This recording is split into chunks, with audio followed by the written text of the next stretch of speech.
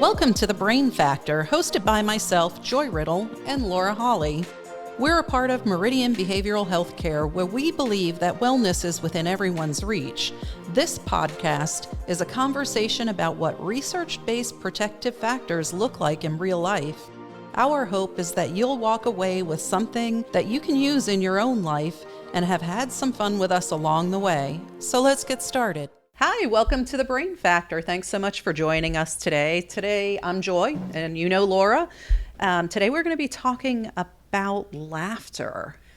Yeah. So laughter, it's a stress reliever. Laughter as a good coping strategy. There's so much around laughter. And when we talked about this, and we started to look into it, we saw research, or more research than we had thought, and a ton of articles from like the Mayo Clinic on it as well, and how it's so good for you. Yes, when you first brought this idea to me, I was like, she's like, I want to talk about laughter, and I was like, really? Yeah. Because it didn't feel like academic or scientific, and I know that a lot of what we talk about is real life stuff, but it's rooted in research and in evidence, and my initial gut reaction was like, oh, this isn't that. I heard it when we were talking. You were like, oh. But then you sent me some stuff, and I want you to share let's start by sharing some of the stuff you found, because it was very eye-opening for me. So I definitely want, and I've since looked at your research and we've talked about it, and I really want to unpack some of what you found, because I find it fascinating, particularly as somebody who was resistant to it in the first place.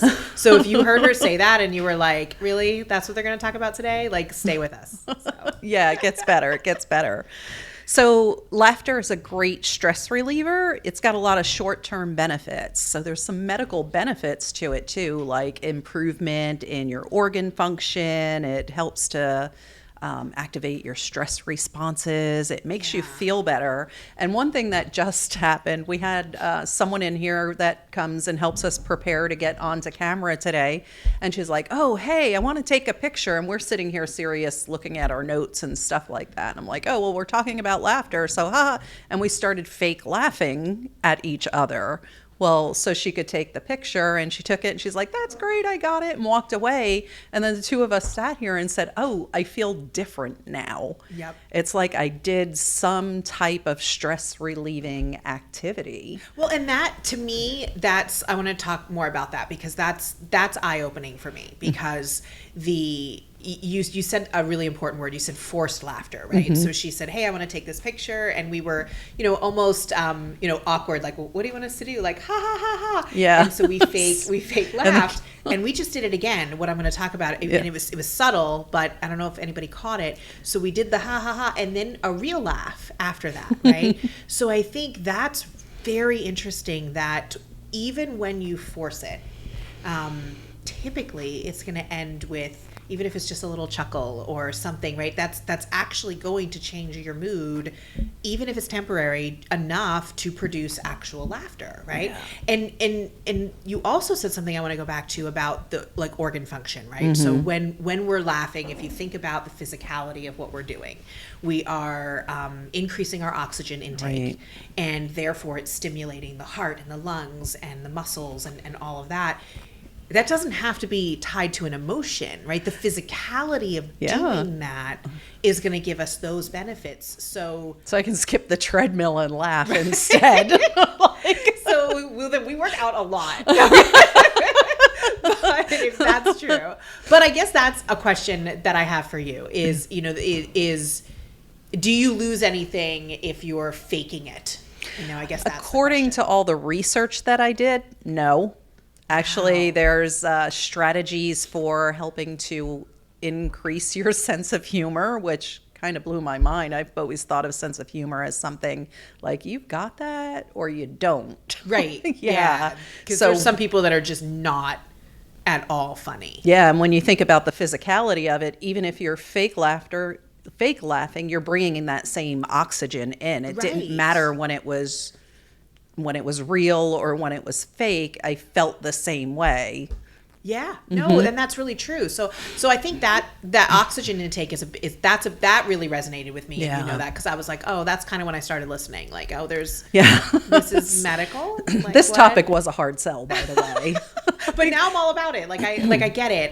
But I think, there's that common phrase, laughter is the best medicine, right? Yeah. And I think, when you start talking about the physicality of laughter, that resonates, that makes sense, that lands a little bit better. But there was something else that we saw that felt very medicinal to me as well in that research, and that was that laughter, and I wonder, I didn't see this too much in there, but I wonder if there is more of a benefit here when it's genuine, just because of mood also. Well, I think for the mood part, yes. I was thinking just of the... Sure, but it releases endorphins. Yes. Right? And so, and we know that endorphins then impact our mood and all kinds of things, and they increase our pain tolerance. Yes. So in a way, like genuine laughter produces natural painkillers, and the same way that medicine would, right? And so I think that was really interesting to me in terms of laughter being medicine as well. So, yeah, and I think that some people have a natural kind of sense of humor, laughter. There's so many things with our personalities and just who we are. And I first started thinking about laughter because we use that a lot in my family as humor. Probably sometimes not as humor, as a coping or dealing with anything, or so for me that's a focus.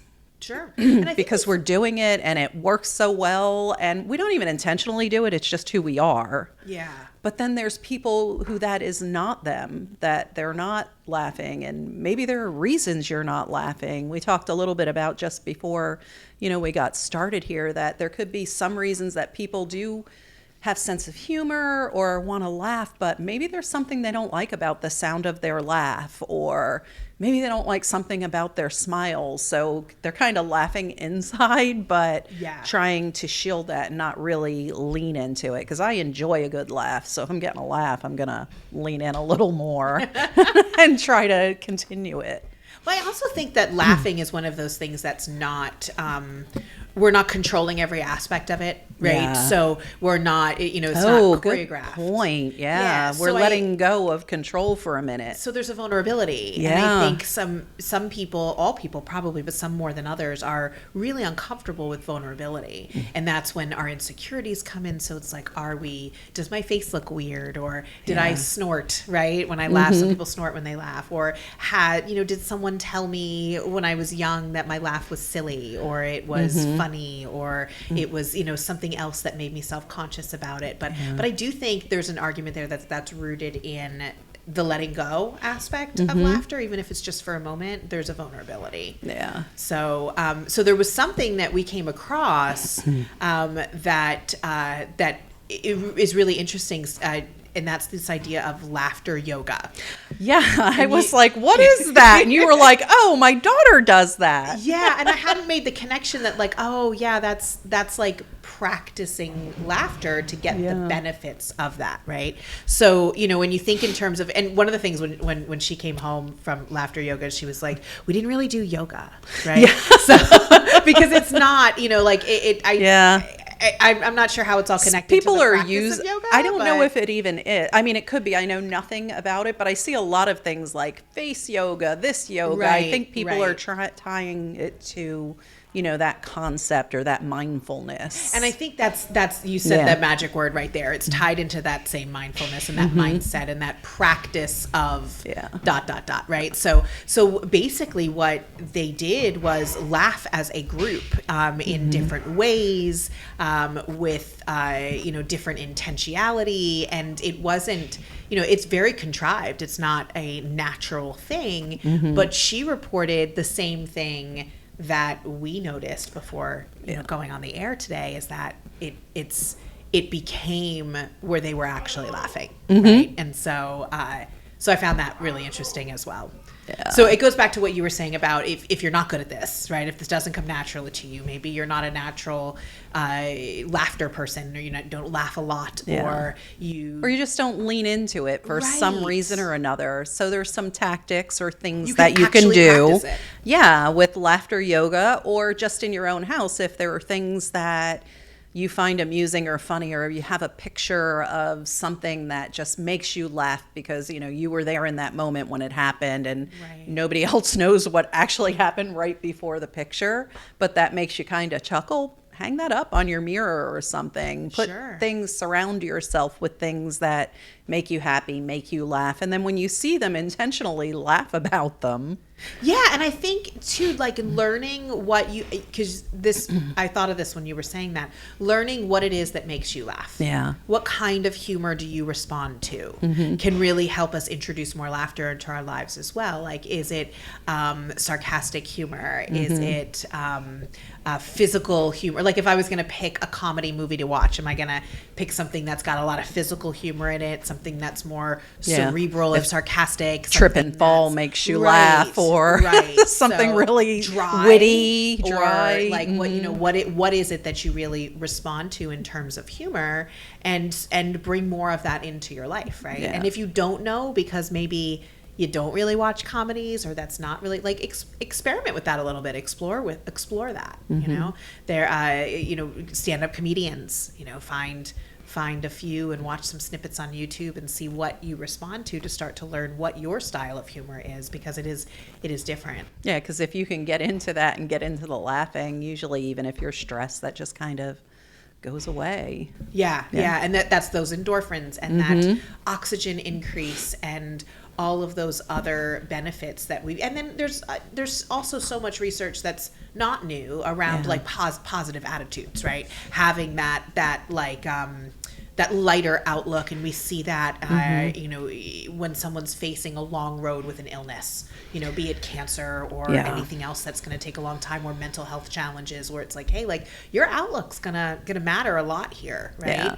And sometimes it's hard to find that outlook when what you're facing feels very dark.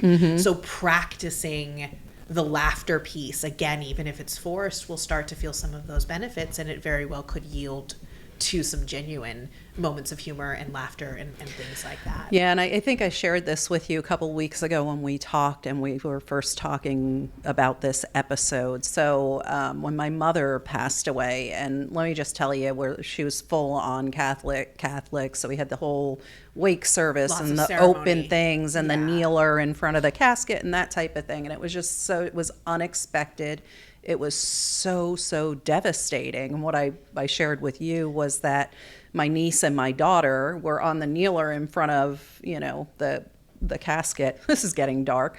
But they were just bawling and crying and just so sad. And everybody was in the room was so sad. And I didn't plan do this intentionally. It wasn't my thing. Sure. I walked up behind them and put my hands on them to comfort them. And it was just so sad. I thought I was going to break.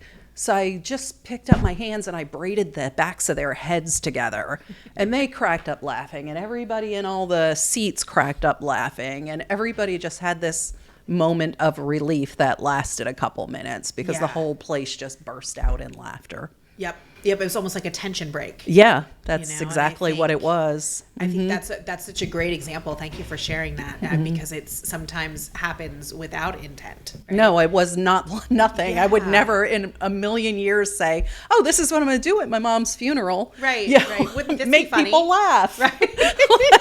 No, that's not what we set out to do. But I think, we see that in the grieving process a lot. I've seen it in myself. I've seen it in other people where, if you've walked that walk yourself or walked through it with someone else, you've probably seen the same where, tears turn to laughter and turn back to tears. Yes. And there's, and at times, sometimes people are even self-critical and feeling like it's inappropriate. But I think we forget as human beings that laughter is also an intense emotion, right? It's a physicality of an intense emotion, just like crying. And they're not that, they're more closely related than we realize. So I think the takeaways here are to being really open to it. Yeah.